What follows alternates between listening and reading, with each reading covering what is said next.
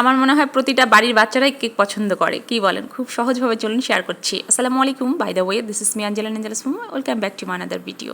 তো একটা ডিম দিয়ে দিয়েছি, একটা ডিমের মধ্যে হাফ কাপ দিয়েছি চিনি, এটাকে ভালো করে গুলিয়ে নিয়ে আবার হাফ কাপ দিচ্ছি চিনি। তো চিনিটাকে ভালো করে কিন্তু মিক্স করে নিতে হবে। আবার ওই কাপ দিয়ে দিচ্ছি রান্না করা সয়াবিন তেল, একটু একটু করে দিয়ে তারপরে আমি একদম গোলায় নিব। এখানে কিন্তু ভালো করে আপনাকে গোলাই নিতে হবে। তো আমার মনে হলো কি যে বাটিটা একটু ছোট হয়ে যাবে, তাই ট্রান্সফার করে আরেকটু বড় বাটিতে নিয়ে নিচ্ছি। তো মিষ্টি জাতীয় খাবার একটু চিনি লবণ দিলে ভালো লাগে, তাই 1 চিমটি দিচ্ছি লবণ। আর এখানে 1 কাপ দিয়ে দিচ্ছি আমি আটা, ময়দা থাকলে ময়দাও দিতে পারেন। আর 1 টেবিল চামচ দিচ্ছি বেকিং পাউডার। তো ভালো করে এটাকে চেলে নিয়েছি, চাললে কিন্তু বেশ ভালো হয়, বাবলসগুলো কম থাকে। তো এখানে আমি ভালো করে মিক্স করে নিচ্ছি একটা হ্যান্ড উইস্কের সাহায্যে।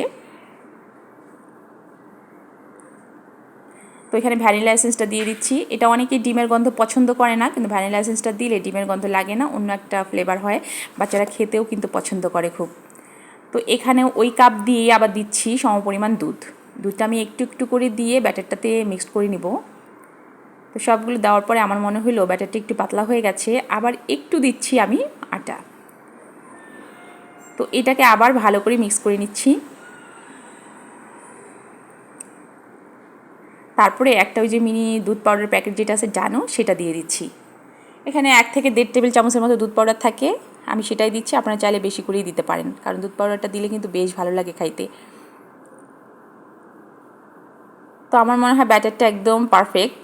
এটার কনসিস্টেন্সিটা দেখাই দিচ্ছি আপনাদেরকে। এই যে এইভাবে নখের মধ্যে যখন আটকে থাকবে তখন মনে করবেন এটা পারফেক্ট। তো একটা লাভ শেপ আমি মোল্ড নিয়ে নিয়েছি, এর মধ্যে একটা কাগজ বিছাই দিয়েছি। এখানে আমার ছোটো মেয়েটা কাগজটা কেটে দিয়েছে, আর একটু তেল দিয়ে আমি হাত দিয়ে এটাকে একদম ভালো করে কাগজের উপরে লাগাই দিলাম। আপনার ব্রাশ থাকলে এটা ব্রাশ দিয়ে করতে পারবেন। তারপরে এখানে আমি যে কেকের ব্যাটারটা করে রেখেছি সেটাই দিয়ে দিচ্ছি। আমি একটু পুশ করে নিচ্ছি, ভিতরে যদি বাবলস থাকে সেগুলো আর একদম থাকবে না। তো এখানে কিছু ড্রাই ফ্রুট আমি অ্যাড করছি, কিছু না, জাস্ট আমি কাজু বাদাম দিয়ে দিচ্ছি।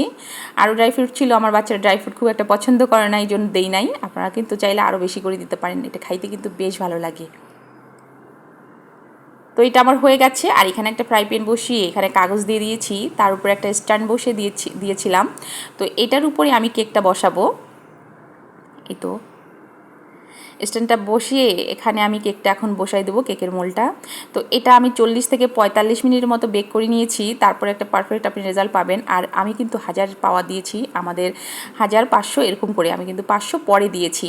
তো এই তো হয়ে গেছে। কেকটা ধরার সঙ্গে সঙ্গে একদম এত সুন্দর একটা ফর্মি, এত দারুণ একটা কেক হয়েছে, বাচ্চারা তো খুব খুশি। আমি শুধু 3 পিস এখান থেকে আউট করে নিয়ে তার ছোটো মমকে, চাচুকে দিয়েছি আর দিদুকে দিয়েছি, আর বাকিটা পুরোটাই তাদেরকে দিয়েছি, যতক্ষণ খাইতে ইচ্ছা করো খাও, এই হলো অবস্থা।